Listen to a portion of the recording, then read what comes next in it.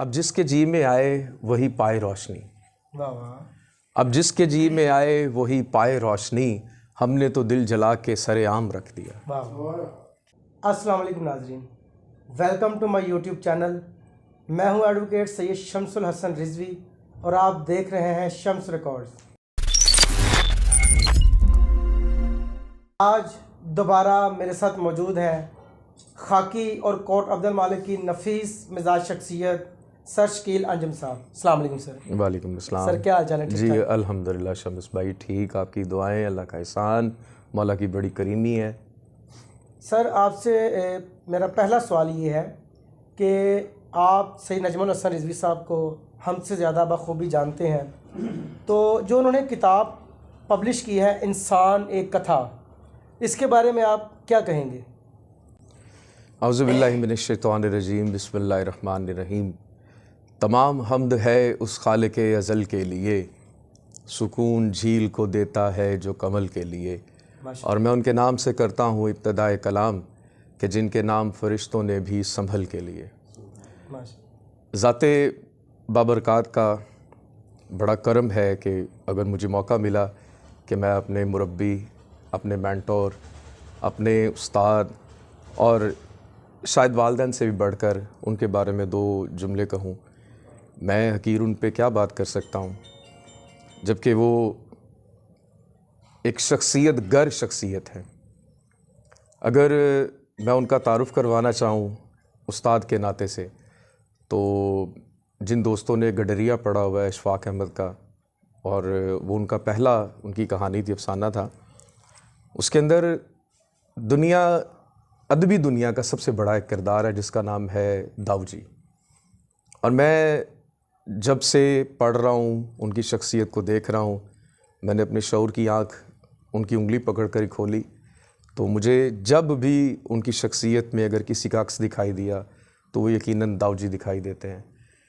जैसे दाऊजी के साथ उनके घर वालों से लेकर, बाहर वालों से लेकर, दुनिया से लेकर सब लोग पता नहीं क्या क्या करते हैं, लेकिन ये है कि वो सब चीज़ें बालाए ताक रख के वो खिदमत करने में, अदबी खिदमत करने में, इल्म की खिदमत करने में वो जो मसरूफ़ रहते थे, मुझे नजम रिजवी की शख्सियत में वही दिखाई देता है।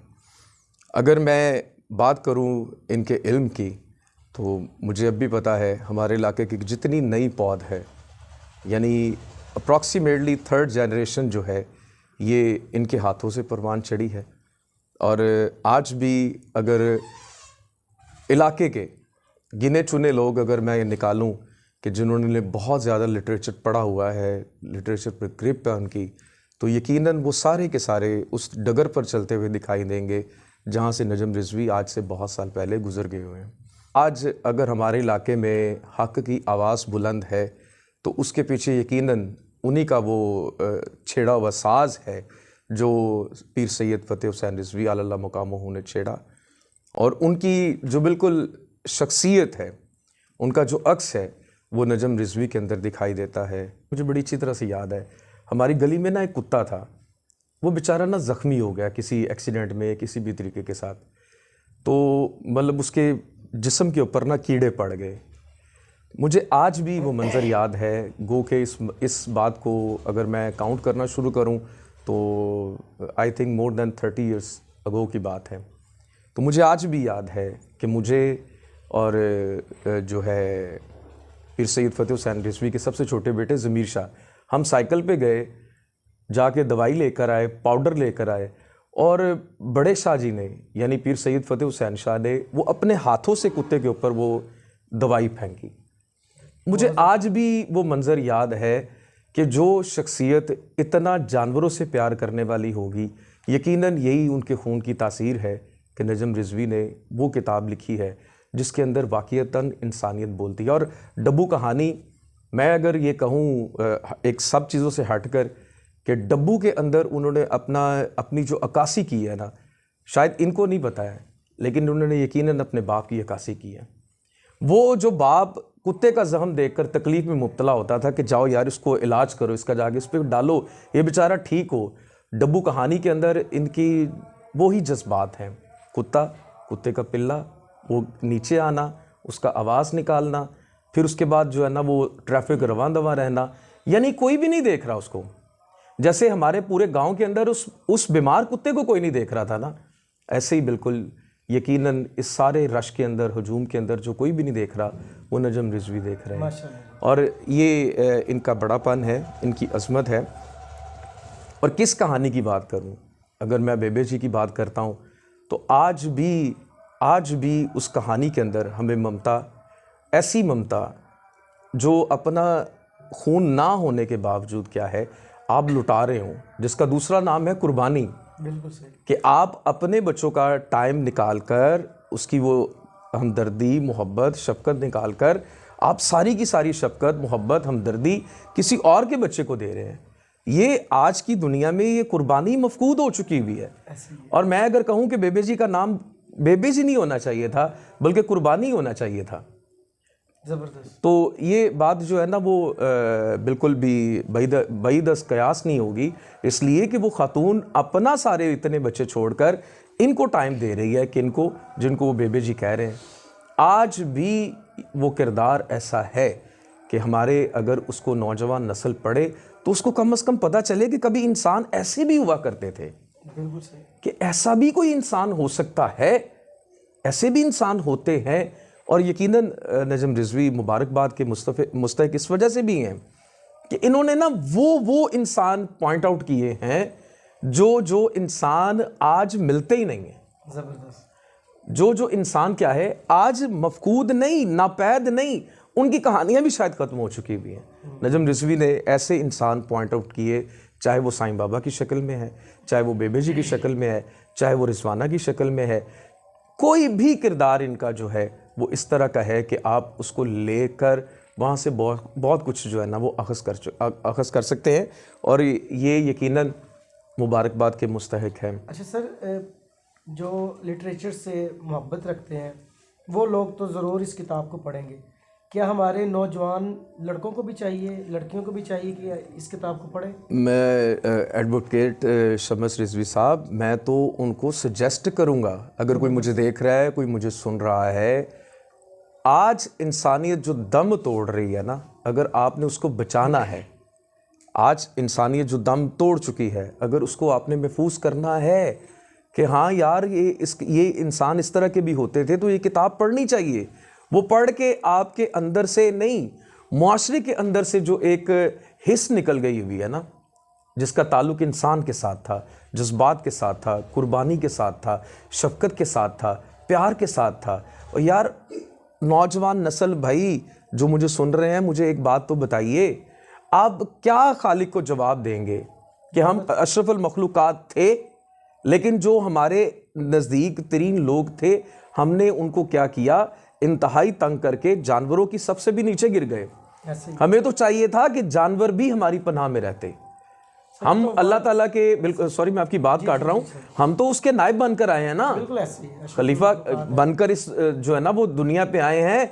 हमसे तो कुत्तों को, बिल्लियों को, जानवरों को, हर चीज़ को क्या चाहिए थी, जो है ना वो पनाह मांगनी चाहिए थी, हमें उनको पनाह देनी चाहिए थी, उनको प्यार करना चाहिए था। लेकिन हाय अफसोस कि हम लोगों ने ये जो काम करना छोड़ दिया ना साईं बाबा की शक्ल में। अब भी नजम रिजवी हमें बता रहे हैं कि इंसान बनो, तुम इंसान हो तो ये सारी जो मखलूक़ात हैं इस पर दस्ते शफ़क़त रखो, वरना आइंदा आने वाले वक्त में फिर क्या है, खुदा से जो पूछताछ तुम्हें होनी है उसका जवाब देना तुम्हारे लिए मुश्किल हो जाना है। यहाँ पर एक और शम्स भाई मैं बात ज़रूर करना चाहूँगा। हमारा आज का मुआशरा जो कि यूरोप के देखा देखी ग्लैमर में गुम हो गया, हमारा आज का मुआशरा जो बिल्कुल झूठी अनाव की सुपुर्द हो गया, हमारा आज का मुआशरा जो कि सिर्फ़ और सिर्फ नुमाइश के अंदर जो है वो खोया हुआ है। नजम रिजवी ने फ़ितरत के साथ इंसान का रिश्ता जोड़ा है। बहुत ज़बरदस्त। ये किताब पढ़कर आपका फ़ितरत से जो टूटा हुआ रिश्ता है ना वो दोबारा से फिर जुड़ जाएगा। मेरी नौजवान नस्ल को बिल्कुल ये बड़ी अगर आप ये कहें कि छोटे होने के नाते सब मुझे देख रहे हैं तो मेरी बड़ी सख्ती के साथ नसीहत है, किताब ज़रूर पढ़ें। कोई बड़ा अगर देख रहा है तो मेरी दस्त बदस्ता अर्ज़ है कि ये किताब पढ़े ताकि आपको पता चले कि हम जो फ़ितरत से कट गए हुए हैं, वो फितरत जिसका ताल्लुक जोड़ने के साथ था। बिल्कुल ऐसे। हम उसके अगेंस्ट जाकर आज हम क्या कर रहे हैं, रिश्ते नाते तोड़ रहे हैं। बिल्कुल ऐसे। अगर आज भी हमें रिश्तों को सलामत रखना है तो ये किताब ज़रूर पढ़नी चाहिए। और यकीनन एक किताब या एक तख्लीक़कार जो होता है, वो जब कोई भी चीज़ तख्लीक़ करता है तो वो जिगर का खून उसके अंदर चाहिए होता है। यकीनन नजम रिजवी ने अपने जिगर का खून सामने सबके ला के रखा है। और मैं आखिर में कतील शफाई का शेर पेश करूँगा। और ये किताब पढ़ने के बाद क्या था, मुझे बहुत याद आया। वो कहते हैं जी कि अब जिसके जी में आए वही पाए रोशनी, वाह वाह। अब जिसके जी में आए वही पाए रोशनी, हमने तो दिल जला के सरेआम रख दिया। वाह वाह। जी नाज़रीन, आपने मेरे उस्ताद मोहतरम शकील अंजुम साहब की गुफ्तगू सुनी। सबसे बड़ी बात ये है कि इन्होंने कहा कि हमसे जानवरों को पनाह लेनी चाहिए, हमारे पास आना चाहिए, कुर्बत हासिल करनी चाहिए।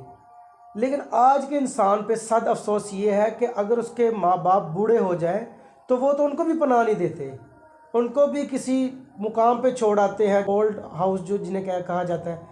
तो ये एक हमारे लिए अलमिया है कि हम अपने माँ बाप, अपने बहन भाई, अपने रिश्तेदारों और हमारे जो अकरबा हैं उनको हम कुछ उनके लिए मुस्तफ़ीद साबित नहीं हो रहे तो हम जानवरों को क्या देंगे। तो मैं भी इस किताब को ज़रूर पढ़ूँगा और मैं भी इस चीज़ को सजेस्ट करता हूँ कि हमारे नौजवान लड़के और लड़कियों को चाहिए कि इस किताब को पढ़ें। क्योंकि हम टिकटॉक तो देख लेंगे, वो तो आसान है, सुकून से अपने बिस्तर में लेटे टिकटॉक देख ली, या कोई ऐसी फहश चीज़ देखने पे तो हम बहुत ज़्यादा शुगल रखते हैं। क्या कभी हमने अदब को पढ़ने का सोचा है? तो मैं आज के इंसान को ये एक सवाल करना चाहता हूँ और इसके बाद ही मेरी वीडियो ख़त्म हो जाएगी कि क्या कभी आपने ये सोचा है कि मुझे किस लिए पैदा किया गया? क्योंकि मौला अली अलैहिस्सलाम का फरमान है कि मन आरफ़ा नफ्सहु आरफ़ा रब्बहु, जिसने अपने नफ्स को पहचान लिया उसने अपने रब को पहचान लिया। क्या आपने ख़ुद को पहचाना कि आपका मकसद तख्लीक क्या है? आपका इस वीडियो देखने का शुक्रिया। अल्लाह हाफिज़।